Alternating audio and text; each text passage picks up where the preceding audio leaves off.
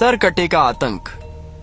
एक छोटे से गांव का से जिसका नाम था कतुलिस्तीवा। ये गांव के लोग बहुत खुशहाल जीवन जीते थे, लेकिन फिर एक दिन सब कुछ बदल गया। गांव में रात के समय अजीब घटनाएं होने लगी। पशु डर कर भागने लगे। धीरे धीरे गांव वालों को महसूस होने लगा कि कोई अनजानी परछाई अब गांव में मंडराने लगी है। एक रात गांव के उत्तर दिशा में बने एक घर से चीख की आवाज आई। लोग दौड़े, लेकिन जब वहां पहुंचे तो वहां केवल एक बच्चे की लाश मिली। उसके चेहरे पर भय की छाप थी, मानो वह मरते समय भी कुछ कहना चाहता हो। धीरे धीरे गांव में फैल गई एक भयानक अफवाह। एक सरकटा आदमी रात को गांव में आता है। वो हर रात किसी घर का दरवाजा खटखटाता है और जो बच्चा बाहर आता है वह फिर कभी नहीं लौटता। लोग इसे अंधविश्वास मानकर नजरअंदाज करने लगे, लेकिन फिर एक और बच्चा मारा गया, फिर एक और। अब यह सिलसिला हर रात का बन गया। हर रात जैसे ही घड़ी 12 बजती, गांव में सन्नाटा फैल जाता। हर घर का दरवाजा बंद कर दिया जाता। ठक ठक ठक ठक कोई जोर जोर से किसी घर का दरवाजा पीटता। उसके बाद बस चीख सुनाई देती और फिर सन्नाटा। सुबह गांव के चौराहे पर एक और मासूम की लाश पड़ी होती। गांव वालों का धैर्य अब टूट चुका था। एक सुबह वे सब मिलकर पास के थाना पहुंचे। उन्होंने इंस्पेक्टर रवि सिंह को सब कुछ बताया। इंस्पेक्टर ने पहले इसे मजाक समझा। अरे भूत वूत कुछ नहीं होते, किसी सिरफिरे कातिल का काम होगा। गांव वालों ने बच्चों की तस्वीरें, घटनाओं का क्रम और सबूत दिखाए। इंस्पेक्टर थोड़ा गंभीर हुआ और कहा, ठीक है, आज रात मैं खुद गाँव में पहरा दूंगा। अगर सच में कुछ है तो सामने आएगा। रात करीब 12:15 पर इंस्पेक्टर रवि गांव पहुंचा। गांव शांत था, मगर आसमान में काले बादल थे। हवा चल रही थी और हर तरफ डर का माहौल। तभी ठक ठक ठक ठक एक कच्चे घर का दरवाजा जोर से पीटा गया। इंस्पेक्टर ने अपनी बंदूक उठाई। अचानक एक परछाई सामने आई। बिना सिर वाला आदमी उसका वह सीधे इंस्पेक्टर की ओर बढ़ा। रुक जा, नहीं तो गोली मार दूंगा। इंस्पेक्टर चिल्लाया। धाएं धाएं। गोलियां चली, लेकिन परछाई हवा में गायब हो गई। इंस्पेक्टर को कुछ समझ नहीं आया कि वो कहाँ गया। तभी पीछे से